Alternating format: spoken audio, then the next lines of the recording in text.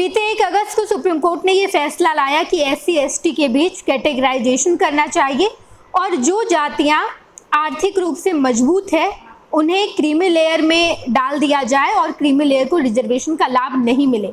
इस पॉलिसी को देश में लागू करना चाहिए और हर राज्य अपने अपने सुविधा अनुसार इस पॉलिसी को लागू कर सकती है।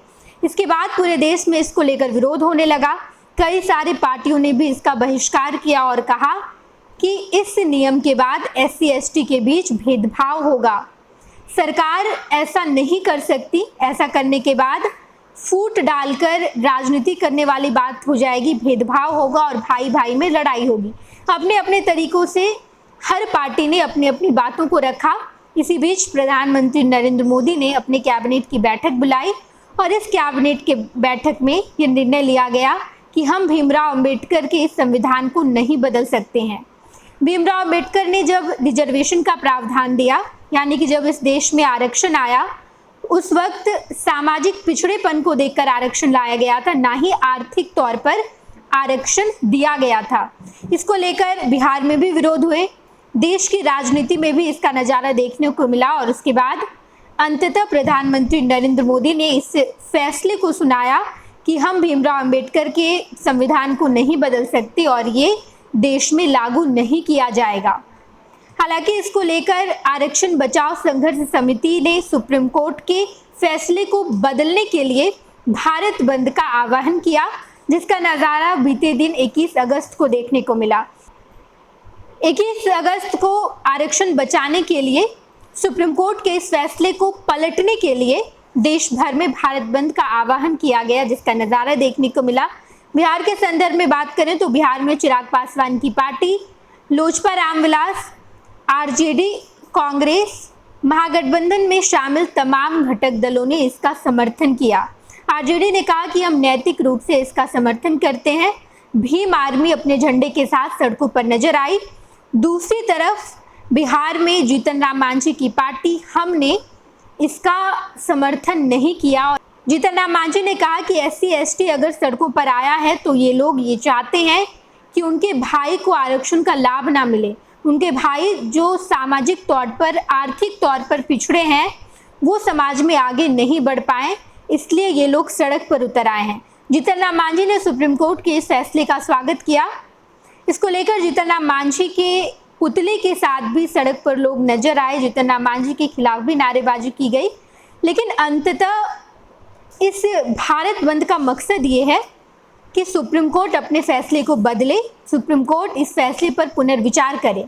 तो क्या सुप्रीम कोर्ट इस फैसले पर पुनर्विचार करेगी? क्योंकि या तो सुप्रीम कोर्ट के द्वारा लाए गए फैसले या फिर सरकार के द्वारा लाए गए कई सारे फैसलों को सरकार ने पलटा है। चाहे वो लेटरल एंट्री की बात हो, लेटरल एंट्री जब इस देश में लागू की जाने की बात आई तो इसको लेकर विरोध हुआ और अंततः सरकार इस पर यू टर्न मानी। सरकार ने इस फैसले को बदला, इस फैसले को पलटा और लेटरल एंट्री के प्रावधान को खत्म किया गया। लेकिन अब जो सबसे बड़ा मुद्दा इस वक्त देश में है वो ये है कि क्या रिजर्वेशन के फैसले को सुप्रीम कोर्ट बदलेगा। तो इसको लेकर 4 सितंबर का वो दिन है जब इस पूरे मामले को लेकर फैसला सुनाया जाएगा। सीजेआई इस पूरे मामले को लेकर फैसला सुनाएंगे। इसको लेकर पीआईएल भी दाखिल किया गया है।